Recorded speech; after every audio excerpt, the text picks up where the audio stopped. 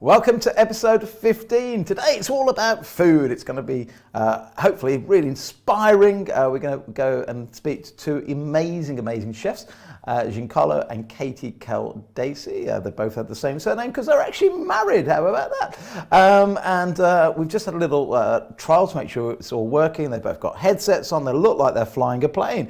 So we're going to have some fun. If you are new to the show, welcome. My name's Steve Bennett. I'm your host. Driving the show in the background is my son, Jack Bennett, who's supposed to be at university, but hey, they've all shut down at the moment.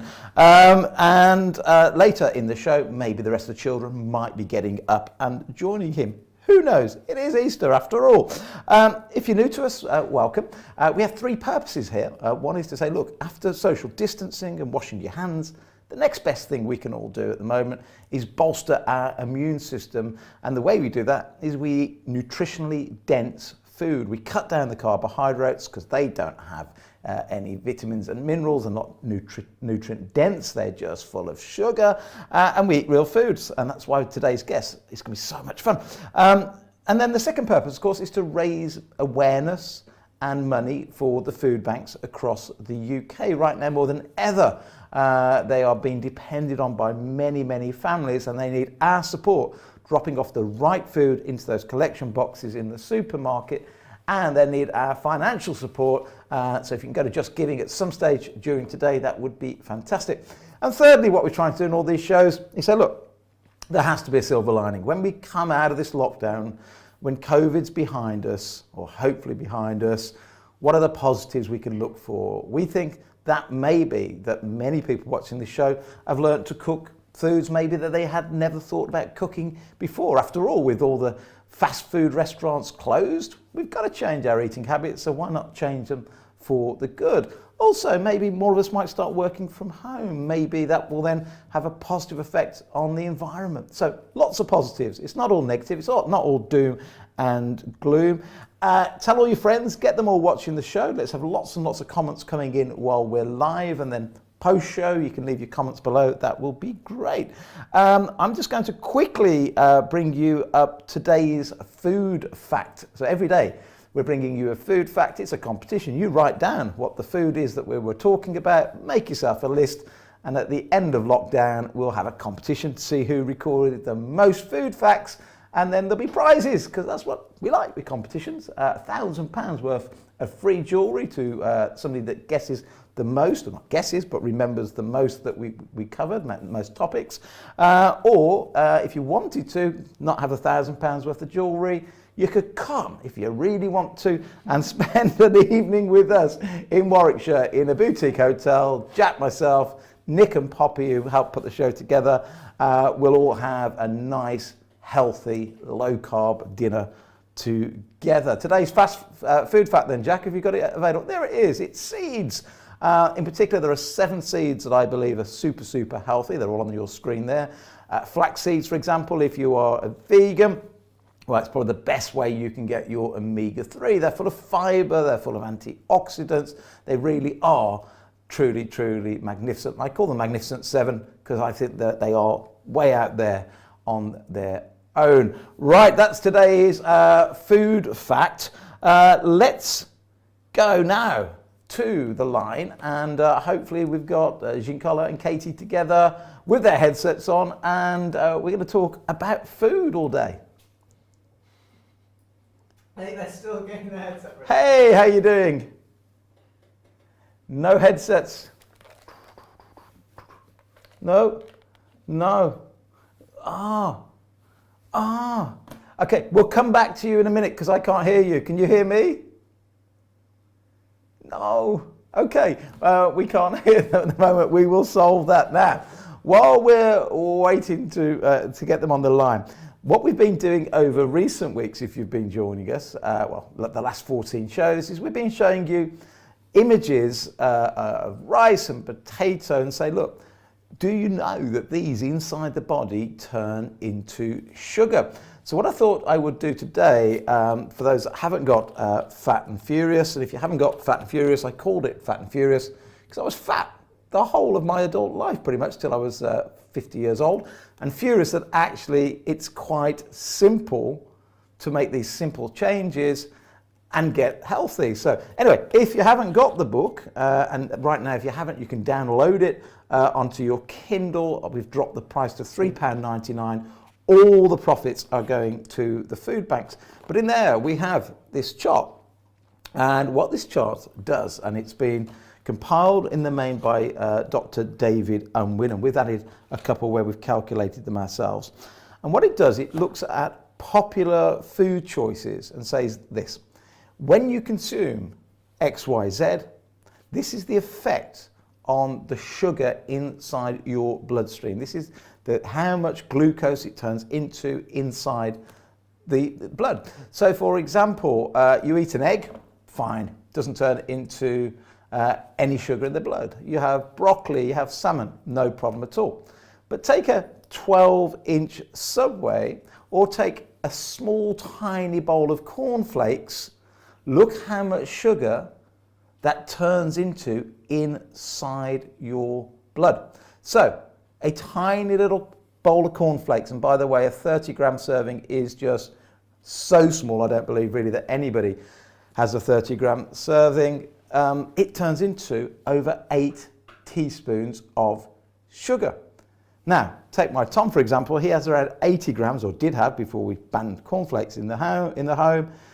Just think about that. That's like 20 teaspoons of sugar. That's like getting 20 teaspoons, putting that into your coffee, which nobody would do, would they? And that's in the cornflakes, a breakfast cereal that we used to think was healthy. So if we can go back to that slide again for me, Jack, and we'll go through some of the others. So we're going to start with looking at breakfast, and let's then talk about maybe some of the alternatives.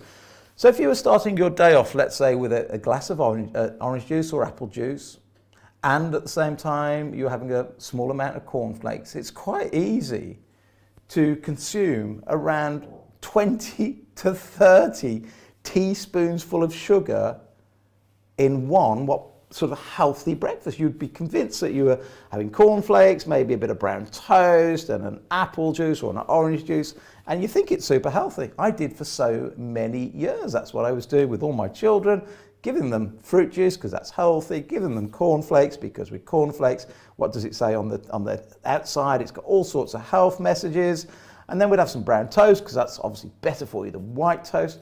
But without knowing it, we're at 20 to 30 teaspoons of sugar in the bloodstream. And let me explain exactly what that means. So carbohydrates, all carbohydrates eventually turn into sugar inside the body. And if you're diabetic or pre-diabetic or overweight or have any metabolic syndromes at all, you really need to cut down on sugar. Because what happens when all that bread, when all that cornflakes, all that apple juice gets consumed, as it turns into sugar, if you're not using it immediately as energy, if you don't then what we call store it in your glycogen store, then your body has to move it out your bloodstream. In your bloodstream, it is regarded as poison by your body.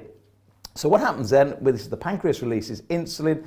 Insulin grabs all that sugar and stores it as body fat. Problem is, if you keep doing that repeatedly, year in, year out, carbohydrates for breakfast, carbohydrates for lunch, carbohydrates for dinner, you eventually have a really high chance of becoming diabetic. And that's why we're seeing diabetes type 2 now almost as an epidemic, simply because we've changed the food that we eat. If you go back 60, 70 years ago, we used to eat carbs, but so fewer than we do today. So it's carbohydrates that are really the problem. So that was breakfast. Now let's have a look at what you might have for dinner and have a look at dinner choices, how they turn into carbohydrates. We're going to look at Subway, we're going to look at sandwiches, we're going to look at baked potatoes and so on. So on your screen there at the very top, something that shocked me, and that's why I'm so furious, the baked potato that I used to have on days when I thought, right, I'm going to be really good today, I've got to get rid of this obesity, let's have a little bit of salad or some baked beans, which are also full of sugar, on a baked potato. It's a healthy choice. Well, the reality is, it's not a healthy choice at all. Potatoes are pretty much just starch, and starch is sugar. It's as simple as that. Starch is sugar.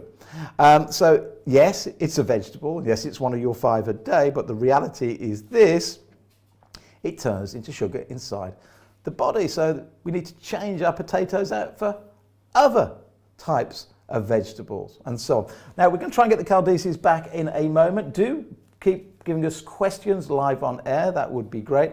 Jack's putting his thumbs up. Have we got the Caldesis there, Jack? We have. Hey, oh, sharing headsets. How are we? No, no, Can you hear me? Because I can't hear you. there we go. Hello. No. No. Oh, technology.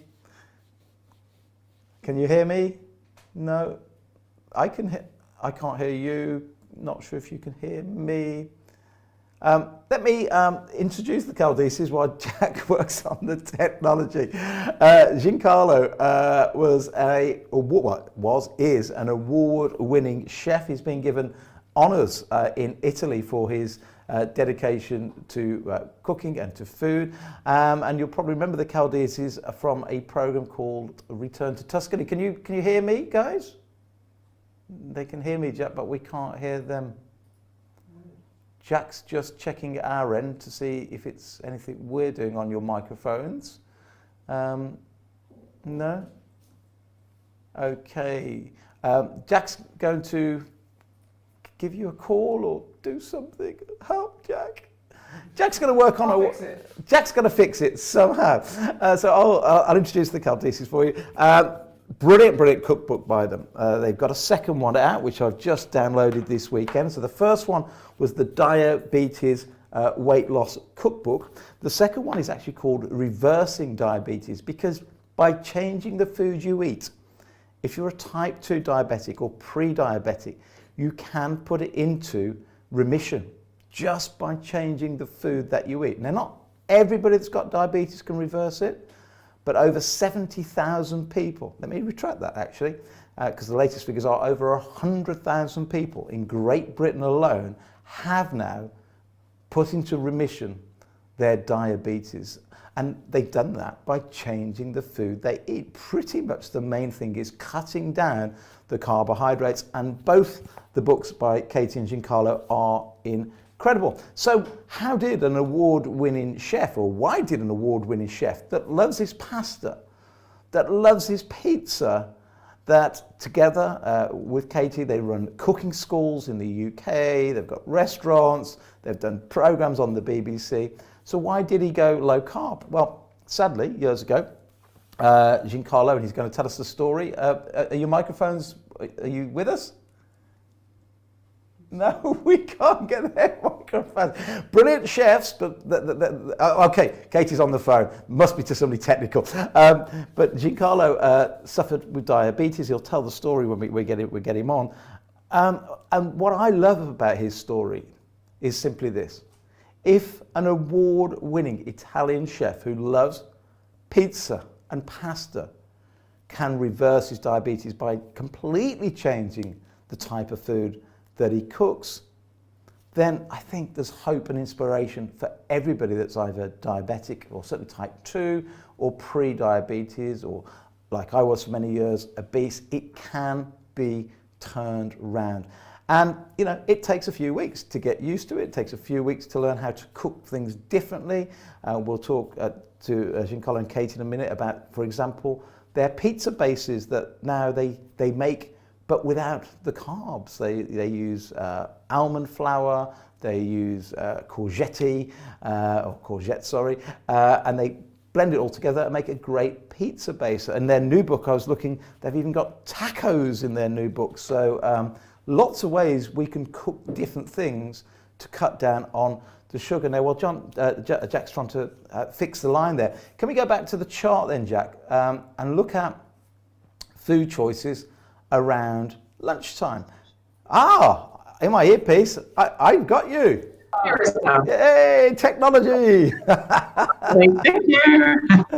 Giancarlo, I was just telling the story about when you found out you were diabetic, but maybe you can tell the story, and then we can move on to some of the great cooking ideas you've got. Well, In 2011, I was diagnosed with type 2 diabetes, and quite frankly, I didn't take it too seriously, and it's just difficult really because when they tell you're diabetic, and you don't know where to go, and really, I stopped taking some sugar in my coffee, and they told me to eat a little bit of everything, and that was okay. But what very important factor is I never took any medicine. And then we started way of eating really. That I mean, it was a different journey, if you like. Giancarlo, we can't hear you very well because it's all breaking up because I think the speakers are doing like a feedback loop. You can hear us very well. So yeah, we can't. Transferring headset. Could we maybe transfer headsets one to the other? Because your story is such an important story, and I do want everybody to. We do one headset at a time. We just headsets, and then he'll do on the headsets first, and I'll take it.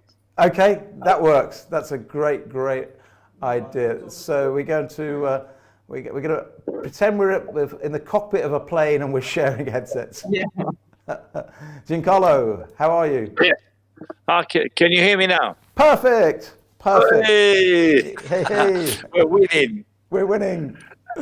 So Okay. Well. Yes. Tell everybody your story, please, Giancarlo. Well, in 2011, I was diagnosed with type 2 diabetes, and obviously, when you get this diagnosis, you don't really know very much. You think, oh, okay, I'm diabetic, so I stopped taking some sugar, which in my cappuccino. But then they told me to eat little bits of everything, so I was okay. My diabetes never really got better until we really realized a few other bits, like Katie and myself. Katie started saying, can we try different food? And that's the thing, that the food, that's what's really more important of all. Absolutely. And what were your first changes that you made? Essentially, we went low carb. And that was really an indication of my changes in my body, like my hands were feeling better, my eyes were not hurting as much. So those little changes that you genuinely need to keep an eye on and understand your body. But the food was the main aim, really. And you were having quite a lot of symptoms, weren't you? So, I mean, thank goodness you did change your diet, because I remember reading that it was quite severe for you. There's another problem where when you've been diagnosed as diabetic, you don't realize how bad you are until you make those fundamental changes. It's a mindset. You really need to get your brain over it, make the changes on food, and then the food works its way out with you in your body. It does work very well, really. It's the food that matters. I would say, can you hear me over this mic? No, don't worry.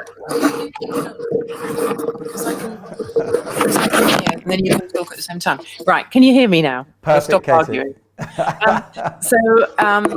I would say, so that other people can recognize the symptoms, he was tired and he was sleeping a lot, which we just put down to a kind of middle-aged man wanting to sleep a lot, particularly being an Italian and thinking, oh, it's just normal to have a siesta in the afternoon. But actually, it's not normal to be that tired all the time. He would constantly kind of be napping and have low energy levels. He was often very, very hungry. He would come home thinking and say, I need to eat something now. I need to eat. There was an absolute urgency to wanting to eat. And so he would devour the contents of the fruit bowl. And say we had a melon in the fruit bowl, he would eat the whole melon, or he'd eat 3 oranges. It was just this absolute desire to eat what we now recognize as sugar. But in those days, we were just thinking, it's fruit, it's fine. He's that hungry, have some fruit. He would maybe eat 2 or 3 bananas. Wow. So you've got symptoms like hungry, And then combined with this urgency to eat, so a hangry man, a man that slept a lot. He even napped during the scan I had when I was pregnant for the second time, and we were about to find out the sex of our child. And the radiographer said, I think I can see. You want to know? And we went, yes, I want to know. What sex is the child? And you could hear this snoring from the corner of the room. And she said, in all my years of being a radiographer, I have never, ever had the father of a child snoring in the corner of the room. That's how bad it was, Steve. Oh dear. I mean, you know, that wasn't where I expected the conversation to go. It's how you asked about the symptoms of a diabetic, a man with type 2 diabetes. I think a lot of the time we put those symptoms down to being middle-aged. You know, let him relax and that kind of stuff. That's what people used to say all the time. Like, no, that's not normal. You shouldn't be that tired all the time. Interestingly enough, 10 years down the line, or 15 or 19 now, I'm much better now than I was then. I really, honestly, I have a new wife? I don't know. Oh dear. It's not a sexual. Giancarlo, you have to laugh. Come on. We have to laugh. No, but what I'm saying is, it's so difficult, you see, to let other people, not believe you, but to let other people understand that those changes that can be made, that genuinely can be made, but you need to adjust. And it's so important that you listen to your body, you listen to yourself, and understand when you, like an example. Yesterday was Easter, okay? Somebody bought, we were doing takeaway at one of our restaurants, so I was there all day. And there was some Easter egg as a present for us because we are friends. And so I had 2 or 3 of those. Then come home, there was some other chocolates. Last night, I wasn't that great. My eyes were hurting. The usual symptom that the sugar is going back into your bloodstream and you can feel it. But you need to know where you are, because but let's say your limit of yourself not being well, or you always feel the same, it doesn't matter if you had sugar or not, because that's how I feel. Now that I know with less sugar the way I felt, I know when something is wrong, I know it straight away. So it's important to understand that. I remember you telling me a story about a realization that made you wake up. I mean, for example, we know drunk driving is really bad for you. Obviously, very, very dangerous. Kills lots of people. But you had almost a similar experience as drunk driving, but with chocolate, didn't you, at a service station? Tell people about that. That also, you need to take these things sometimes with the seriousness that is due to it, because I went to there you go. You go into a service station, okay? So, and you see this lovely bar of chocolate. It's 100 grams. I'll have one bit, then have another bit. By the time I finish, you go 100 grams of chocolate. And it's not a nice chocolate, because that was probably 55% chocolate or 48. Usually, if I have 70, I'm okay. Only 2 liter squares. If 85, then I can eat more. Kit Kats for your downfall. Yes, but I didn't have that. So the problem is, I go comatose by sugar, basically. But this is interesting, because within 3 minutes or 4, my vision went. I was, when you go in fogs, deep fog, you're traveling at 40, 50 miles an hour. It's a bit of a, lucky I didn't panic, because, you have an accident, you veer off, kill some other people, and then the guy wasn't even drunk. What happened? He had a heart attack or something? Had a chocolate bar. There you go. That's what I mean. Yeah. So it is really this sugar business. It is truly harmful. But that's what shocked him into seeing the doctor. So luckily nobody was hurt, and it was frightening enough for him to take it seriously. And then he was diagnosed. So in a way, because it did him a favour. You cannot really take that unseriously when you're driving and suddenly something goes wrong. I mean, come on, this is you can't do that in life. You can't. Yeah. And do you think this came upon you slowly, the diabetes? Because I guess being an Italian chef, you're tasting, you're testing, you're testing, you're tasting, you're cooking a little bit of pasta, a little bit of pizza, constantly all day. Do you think your diabetes came sort of developed slowly, or do you think it came on quite fast? I feel that when I was 46, there was the first signs of severe diabetes with me. But from 46 to whatever I went to 2011, I found it difficult that I never really went to see someone and said, look, you're going to the loo too many times. Your feet, you can feel your feet. You can feel the end of around your middle. Yeah, didn't you? You can feel your fingertips. As a matter of fact, I was trying to play a guitar. It's so painful. The strings are so painful that honestly, it's like if you say go next to electricity cable, you burn yourself once and you won't do it again. But no, seriously, it's that scary because you can do it, can grip, So all those things not being picked up, it is a travesty, really, because I could have been better before. Yeah. He was displaying textbook symptoms of diabetes type 2. We just hadn't realised. It would be lovely for my part that other people would take on board those little signs. Yeah. It's important that you put things together and you get the little sign and then you say, okay, what can I do about it? Yeah. But the change of food, which is a lifestyle, it made such a big impact, big difference for me. Honestly, I can't express enough how I feel now, the way my life is. And I know I'm still cuckoo anyway. But that's beside the point. I think the way we did it worked for us, that he didn't take shakes or anything else. I know you can reverse your diabetes in 8 weeks if you take the milkshakes and you lose weight very quickly.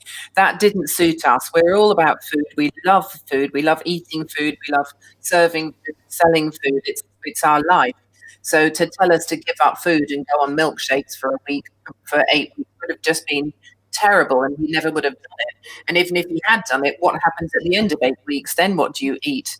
So from our point of view, we feel really strongly it's better to do this slowly and surely and change your life forever. And you adopt this lifestyle of eating healthier food, and you never want to go back to the rubbish you used to eat again. It's just off-putting and your taste changes. So from writing our cookbooks, that's our message to people, really. Just give up one thing first, maybe give up the bread or give up sugar in your coffee, and then move on to something else, and slowly change your life for good, and you will hopefully maintain your health, and you won't suffer diabetes type 2 anymore, if you follow this new way of life. Isn't it really, really fascinating that, my dad, bless him, has got diabetes type 2 and has to inject himself every day. And sadly, he's getting the wrong advice by his doctor. And he firmly believes that all the things they say, you can't turn it round, it's degenerative, it's progressive, it's chronic. In other words, you're just going to have to put up with it. Whereas we now know that's just not true. No, it's not true. There you go. Where is the mindset? And I've got nothing against NHS or anybody. Really, I don't, because you follow something that you've been told. That's the system, but they didn't know any better. Now things are changing, and what's happening, especially what's happening now around the world, people will take notice of things much more, because if you're healthy and something attacks you, you can truly survive. It's a different matter altogether. Yeah. And your body is not weakened by something else, especially diabetes. Yeah. I really believe strongly that people must really change their way of thinking. It's the thinking that matters. Yeah. Because the food intake that they spend money on is as much as getting some better food or different food that doesn't contain too much sugar or doesn't contain too sugar. You will have better results with the same expenditure. Yeah, I think knowledge is everything. Once you understand where sugar is, and I think that people realise in the past that Giancarlo stopped having sugar in his cappuccino. That was only small part of the problem. As soon as we recognised that starches break down sugar in the body, that was like a great big sort of light bulb moment. Oh my goodness! It's all these other things as well. I wrote a list here earlier. It's things like the pasta, potatoes, chips, porridge, pizza, cereal, crisps, biscuits, crackers, rice cakes. How many people think rice cakes are great and they think that's a healthy choice and they're loading themselves up with glucose? Rice, noodles, and bread. That was also damaging him. And it was that light bulb moment when starch breaks down into sugar. And so that's why education is so important, and it ought to begin in schools. Yeah. Everybody should know what foods break down to in your body, and then we can make the correct choices. Yeah, I mean, just look at that on the screen there. Why is that not in every textbook? The first thing in biology we should be learning is what turns into sugar, because if so many people have got diabetes right now, or high blood pressure, or cardiovascular disease, which all relate and can relate to the food choices we're making. Why do our kids not know this information? Why did I poison my family with a jacket potato, thinking it was the right thing to be eating? Steve, I used to think that milk was fattening, and when Giorgio was about 2, I used to give him apple juice rather than milk because I thought that milk was bad. Yeah. And I can't believe how much apple juice I used to feed him, and he loved it. And he had fillings when he was younger. And James Goulnick was our dentist, and James said, "What do you feed him?" And I said, well, we eat lots of healthy food, but he loves his apple juice. And James, who I don't know if you had him on the program or you're going to have him on the program, was like, no, apple juice is sugar. And, that was a long time ago. It's 15 years ago. I had no idea. So I think we've all poisoned our kids without realizing. And yesterday, I did not give them Easter eggs. I'm sorry, but I'm not going to give my kids Easter eggs. I want them to live a long and healthy life. Yeah, in fact, your good friend James Goulnick has been on the show, and his charity that he's got is all about the rewards, isn't it? And, rather than Easter eggs yesterday, if more people had been giving out, I don't know, books or stickers, depending on how old the kids are, but, even toys or anything other than, why are we rewarding our kids, slowly poisoning them with, things that just turn into sugar in the body? Because I think a lot of the time, sugar is linked with love, and sugar is linked with showing your love for someone and giving them sugar. And even though we write low carb cookbooks, and Giancarlo has had type 2 diabetes, it's amazing how many people come round when we're allowed to come round to people's houses, and they would bring us boxes of chocolates, and we just think, oh no, I'm sorry, but we can't. But there's another problem really, that I think, because I'm a sugar addict, anything that is sweet, like if I see some honey or different chocolate, I go for it. I really do. What has happened now, if I have a teaspoonful of chocolate, like any sort of a very low cocoa chocolate, more sugary and buttery, after the second teaspoon, I don't like it anymore because my spat taste has changed. Yeah. And so it makes me feel, oh, yuck. I feel a bit yucky. So I don't have it anymore. But if you haven't changed your taste bud, you really can eat the whole bowl. That is dangerous. Yeah. And I mean, if anybody can change, I mean, that's what I love about you. You're the perfect example. If an Italian chef who's award-winning can change his taste buds from, pasta and pizza to healthy food, then there's hope for everybody. Yes. I do think so. And the other thing that's really important with me, for the last 6 years, I kept my weight to under 14 stone. And that's important. Mm-hmm. That really, I feel, because it makes me feel good. My mobility is better. Yeah. I can walk faster. I'm lighter on my feet. You feel like a reborn person, if you wish. Absolutely. But that's so important. Mm-hmm. And all because eating the right food, and also, let's say, less carbs food, more fat and protein, it fills you more. You eat less, so you put less weight. Yeah, because the more you eat, the more you will put on weight, wouldn't you, really? Doesn't matter a portion is a portion. Yeah. You're not going to get a kilo of meat and then say, I'm all right. It's too much. Now, I want to tell everybody about this book. I'm also going to show them your new book. When you were doing your Daily Mail, I think it was in the Daily Mail, wasn't it, where they serialized this, that week I went on to Amazon, and this was the #1 selling book in the entirety of the UK, across every category. It's a brilliant, brilliant book, forwarded by our good friend, Dr. David Unwin. Just brilliant. I would say fairly easy to cook recipes once you get the idea. The pizza was the one you taught me to cook, which I absolutely love your pizza. That's the Diabetes Weight Loss Cookbook, and I've just downloaded your latest one, which is about reversing type 2 diabetes. And there's some great recipes in here that I want to try back end of this week. I'm fasting at the moment because I did have too many glasses of wine over the bank holiday, so I need to fast this week. But low carb nachos looks fantastic. And I like your fakeaways. So how to fake away your takeaway, how to make your own takeaways, but healthily. Can I also just bring up, Jack, your new website, because you've just put a new website live. Can you talk us through your new website, Katie? Yeah, so lowcarbtogether.com is our new website, and it's going to be devoted to low carb living, and it's got lots of recipes on there at the moment, and there'll be even more. And I've done a film as well showing how to make an omelette and how to stuff an omelette. There we are, Low Carb Together. And so it's a little bit about us, but it's also has loads of recipes on there. And there is also the link to our forum on there as well, so that you can ask questions. Katie's Low Carb Life is my forum on Facebook, Katie's Low Carb Life. And I'd love to discuss low carb food with anyone.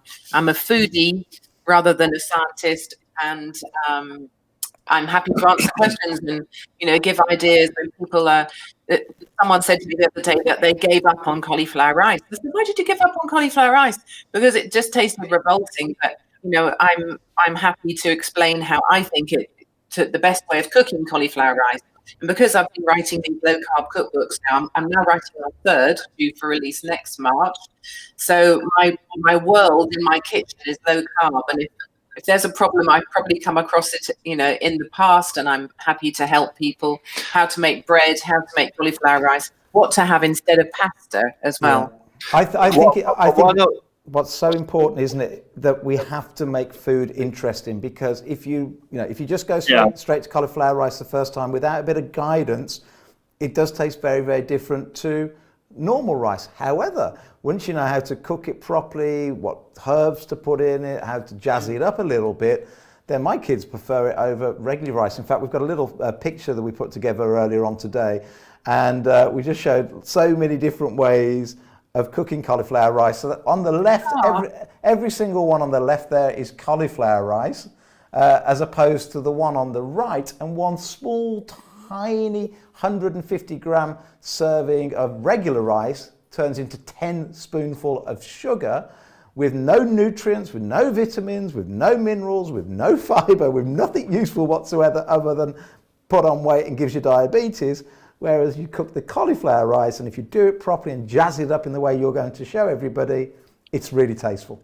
Yeah. Well, one thing that I think the books and what Katie's done, I mean, yesterday, an example, she made some dinner with a new book, and the food is really, really tasty and fantastic. On the last few weeks, we've been eating the new recipe, if you like. But because I'm at work trying to organize this takeaway, and as life is a bit more different now than before. It's always been tough, but it's more different. So coming home and what she does, and I said that all the time, I said, look, darling, this is a really fantastic food.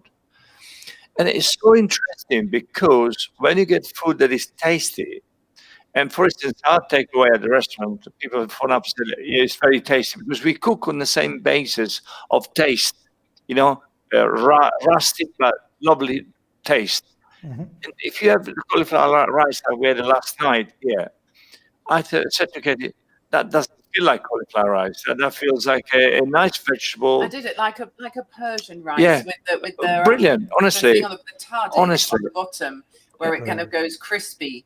No. So I allowed it to slightly catch at the bottom with a kind of buttery onion thing at the bottom, like a crust, and then I flipped it over, and it was No, honestly, as I say, but what's important when you're not well, like I wasn't, and if I would go back into the food as before, it would take me probably a month, and I'll be back to my never land, Yeah.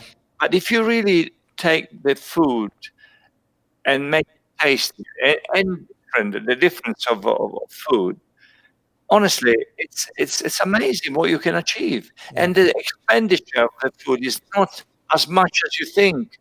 Why buy? Yesterday, an example, I was traveling by car. People are at the shops. And this young man coming out with 1 2-liter bottle of Coke, one other Coke. I don't know why the smaller bottle and a big bottle, and a packet of crisps in his hand. A big packet of crisps. Now, what kind of food is that? Yeah. Honestly, I can see in my picture, because I was in Slough, I was coming back from a delivery, and I went, no, you can't be serious. Why spending that money? You go there, they charge you probably £3 for one Coke and £2. So it must have spent £7. With £7, I can have a dinner that I can't tell you how much. It makes me so angry. It does make you angry because they're buying diabetes. That's what they're buying. I can't. And my young man, but if I look at him, his shape was already, and I thought, why? Yeah. Buying Coke? Are you kidding me? Yeah. The message is not out there yet. Why have we not got warnings on cans of Coke like we have on cigarettes? And in fact, Dr. Asim Malhotra was saying the other day that you can add all the damage from smoking, inactivity, and alcohol together, and you still don't get to the damage levels that we're seeing from diabetes. Let's turn to the internet, because we've got lots of questions coming in for you this morning. Let's have a look. Good morning. What about white rice and brown rice, please? I'll answer that one for you. It's still rice. So, I used to think, well, let's have brown rice because it's healthier. Well, in some ways, it's less processed. So it's different colour. It's a different colour. It's got more fibre, a little bit more fibre, but other than that, it's just a little bit less dangerous. You're just going to do damage slower, but it still turns into carbs. Neil says a lot of low carbs say avoid veg grown beneath the soil. Would you include onions and garlic in the same vein? Neil, I don't, but it'd be interesting to see what Katie thinks there. No, I do use onions. Interestingly, leeks are lower in carbs than onions. And I love leeks, and I think they're underused. They're cheap. You get a lot for your money. You can use it almost to the really tough green bit at the end. So I waste as little as possible. And with the tough green ends that you can't eat, even if you chop them really small, that most of it's okay. But the really tough bits I use to make a stock. So go leeks, lower in carbs than onions, but I eat loads of garlic, lots of onions, and lots of leeks. So I wouldn't include those as bad food. But also when it comes to things like roots like celeriac and swede, yes, they're higher in carbs, but if you only use a little bit of them, they're better than using, say, potatoes or sweet potatoes. So say I'm making a soup and I want to thicken it, and traditionally you would use either flour or potato to thicken your soup. If you pop a little bit of swede in there or a little bit of celeriac, it'll do the same thing. There's enough starch in it to thicken the soup and to give it a lovely, delicious flavour, but not enough to give you massive blood sugar spikes. Yeah, you know what? Until about a year ago, I'd never cooked celeriac, and I love it now. I dice it up. It's very good, actually. Dice it up into like little potato shapes, stick it in the oven, let it go all nice and crispy and brown. And my kids can't really tell the difference between that and potatoes. So, so we do like vegetables that go under the ground. The main one to avoid, of course, is the potato. How would you rank Jerusalem artichokes for a low carb diet, as I believe they are good for diabetes? Any good recipes besides soup for artichokes? I think I would use them sparingly. I love Jerusalem artichokes. I think the flavour is so strong that you actually don't need loads of them anyway. Yeah. And they can be really sort of gassy, and they can give you stomachache if you're not careful. But a small amount of Jerusalem artichokes, delicious. Maybe mix them in with some other green vegetables to make a soup. The other thing I've done is a Jerusalem artichoke gratin before. So making a gratin without the flour, just lots of cream and butter and cheese and layers of Jerusalem artichoke. Maybe also with, sorry, That's quite maybe right. use it. You have to pick it up. Sorry, maybe. Giancarlo, I hope that's not a pizza delivery. No, it wasn't. That was ringing. that was my own delivery. A massively low carb. Good man, good man. Your pizzas, low carb pizzas, are my favourite thing to cook with my children. Questions just come in from Marvellous that says, what about dark chocolate, please? My doctor has advised me to eat dark chocolate. Good doctor. Perfect. I would say over 85%. I'm happy with 70, but very little, only 2 little square, no more than that. Yeah, and just so everybody understands, when we talk about chocolate, we're not talking about dairy milk or anything like that that's full of sugar. What we're saying is buy raw dark chocolate bars, and has to be 80% cocoa solid. Yeah. You know, the cocoa solid is much more, because when people talk about percentages, if the government allows, they call it chocolate when something is about 12%. Yeah. It's 12%. I'm just looking in my first book, because I can't remember the page number, but the government guidelines said if you... Oh, have we lost Giancarlo? And what's the rest? It's about 60% sugar. Yeah, I didn't do it in The government... I didn't do it in my last book, but in my first book, 10 reasons to eat dark chocolate. And there's so many benefits for real cacao chocolate. Increases insulin sensitivity, protects against type 2 diabetes, lowers blood pressure, supports brain function such as memory, decreases inflammation, supports our cardiovascular system. It just goes on and on and on. But what I would say, and I totally agree with Giancarlo that you want to go 80 plus, when you first try that, that's too strong for some people. So I say slowly build up. Maybe day one, try 60. Then a couple of days later, try 70% pure chocolate, and build up sort of your taste buds to it. Yeah, that you rightly said. We've done it with one of our sons. Flavio used to like white chocolate, really, really sweet white chocolate. And now he doesn't have anything under 90. But he did it slowly, just as you're saying. You can't go straight away from one to the other. It just doesn't work. It really is too much of a shock to your system. Mm-hmm. And like I said, you know, to change your taste buds, it takes minimum 6 weeks. After that, you have to be quite careful, because if you go back into the routine, you fall backwards again. So be slowly and surely, and keep it up. It's so important to keep the same thing up all the time. I noticed myself that if I eat the wrong stuff, within, like I did last Christmas, my HbA1c goes up very, very quickly. It really does. Yeah. There's nothing you can do. Once you're diabetic, you are forever diabetic. I get that. David Unwin likes to call it being in remission rather than reverse. Reverse is strong and it gives people hope, but in reality, it's reverse it, but only as far as you follow that way of life. Well, if you can keep for 7 years, 8 needed from 2012, took me a year or so to get sorted, 16 months to really have it, the HbA1c that came down quite a bit.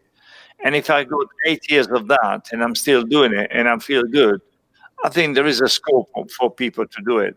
Yeah. And the other thing that there's really, I'm lucky really, by doing the books and what Katie does, the food, it's really a different game. It really is, because you eat fantastic food, very, very tasty, and you're well. Yeah. Norma says, hi, thinking of changing my food habits. I saw a packet of protein noodles. The packet says 0 fat, 0 saturated carbs, and high in protein. Is this good or a no-no? That's an interesting one. I think they're fine. I've included them in our book that came out in March. I put them in because they're made of the konjac root, and it's so full of fiber. Really, you're just eating fiber. And in Japan, they've been eating this cognac or konjac. I never know how to say it, but absolutely hundreds of years, and it's part of the Japanese diet. And I travelled in Japan last year and got introduced to these things. Now you can buy them in supermarkets. They're called Zero Noodles or Zoodles or something like that. They're brilliant. They don't have any flavour, but that doesn't matter. You can add them into stir fries. They're filling, and they've not got anything nasty in them as far as I can see at all. So yeah, we approve of them, and so do the Unwins. I remember David looking them up. I fed them to the Unwins, and Jenny Phillips, our nutritionist, as well, and we all approve of them. Yeah, it's the konjac plant. It's 100% fiber. It's called glucomannan is the actual thing that it breaks down into. In fact, one of the slimming products that my company sells is based on glucomannan because it is nothing more than fiber. It fills you up, makes you feel really full, switches off leptin, increases leptin to tell the brain that you've had loads to eat. I can't sing their praises enough, but a bit like dark chocolate, you've got to get used to cooking them because on their own they're bland.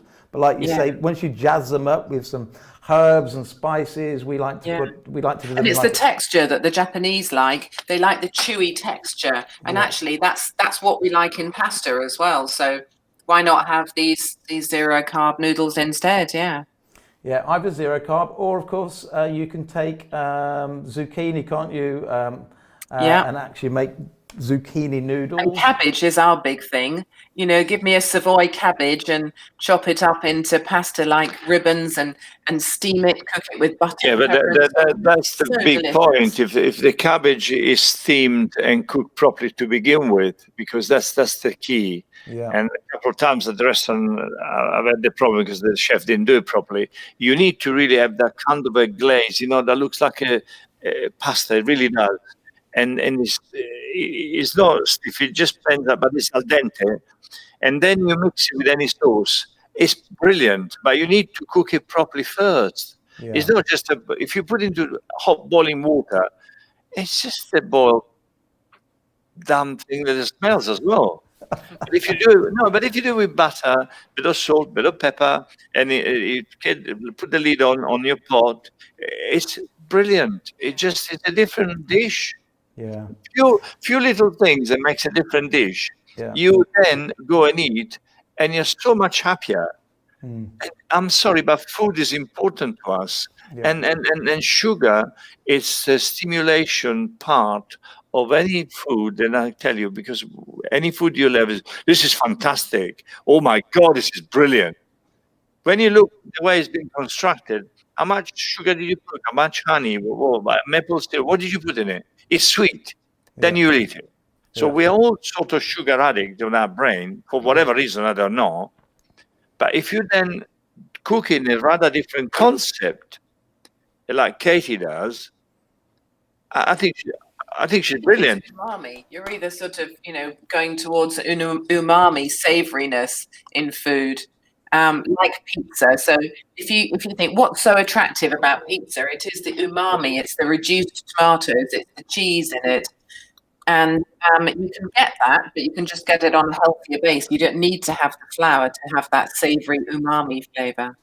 I've got to be absolutely honest. I prefer your pizza base than my pizza base in my cookbook. So we've swapped over. But yeah, your pizza base is fantastic. That's very kind. If you told me 3 years ago that you could enjoy pizza without any flour in the base, I'd go, you're absolutely insane. You have to have flour. I like but I like you a don't. challenge. And when Yeah. someone says you can't have this and you can't have that, I think, right, what can you have? And so I smell food and I really Yeah. try and think about food. And so I took a normal pizza base and I thought, what is it about the pizza base? What is it about a piece of toast that we really, really love? And you smell it and you've got to try and work out what that is. And then how can I replicate that in a healthier way? So you were talking about flaxseed earlier. See, I really love flaxseed because it does have a flavor and it has a nuttiness. And so if I make bread, I always try to put flaxseed in because it then replicates like a brown bread. I used to love wholemeal brown bread. So now I make my own bread. It's just as nice as brown bread, but you have to have things like flaxseed in it to give it some flavor as well as some body. Yeah, absolutely. A couple of questions. Luke says, what are your favorite carb alternatives? Wow, I think we've gone through quite a lot. Have you got any others? So we're cutting out the rice, we're going cauliflower. For pasta, we're using either the zero noodles, which are really filling, made out of fibre. Pizza Celeriac bases, mash. Celeriac mash, beautiful. And don't stint on the butter on these things. I'm not saying you have to have a pack of butter, but think like a French person. You know, if you're doing celeriac mash, put some butter with it. It just makes everything so delicious. If you're having broccoli, put a knob of butter with it, put some really good extra virgin olive oil on it, put some garlic through it, a little bit of pepper and salt. I think if you serve a kid boiled vegetables with no salt, no butter, because we're all scared of fat, they're not going to like vegetables. Whereas if you serve children lovely steamed vegetables or boiled vegetables and you put a dollop of butter on top and some pepper and salt or garlic butter on top, kids will like vegetables. So think creatively and have fat with your vegetables. Often it helps you with those fat soluble vitamins, doesn't it? So It does indeed. Yeah, dress food nicely and people will like it.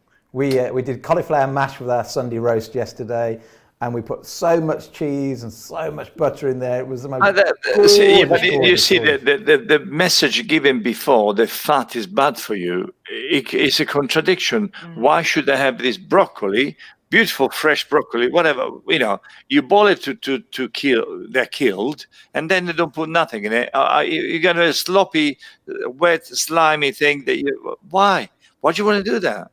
Instead, al dente, lots of butter, salt is important, you know, seasoning salt, and then honestly, olive oil by the tons is fantastic.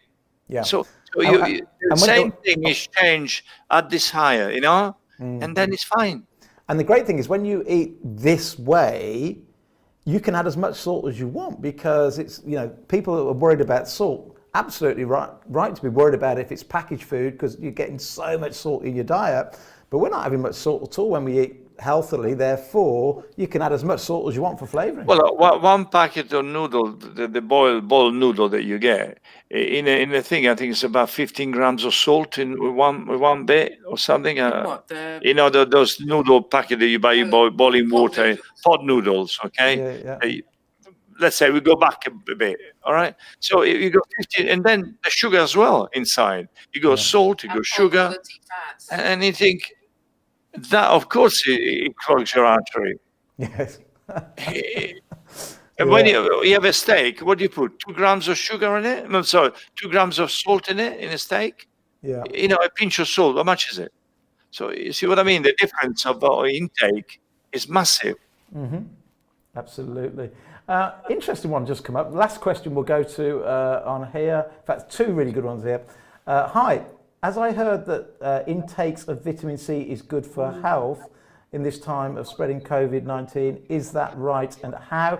I would say, Garima, there's a big article coming out in the newspapers today on vitamin C, and tomorrow we have got Patrick Holford back on with the latest update on vitamin C. But yes, vitamin C is amazing, Garima, and the best place to get it is probably your bell peppers. Marvelous says, yes, the cabbage has to be cooked like browning onions and mixed with fresh tomatoes after, or just simply pork or chicken or duck. But my doctor has told me I'm not allowed duck. Why would a doctor say you're not allowed duck? I don't know that one. I have no idea. Probably can't catch it. Sorry.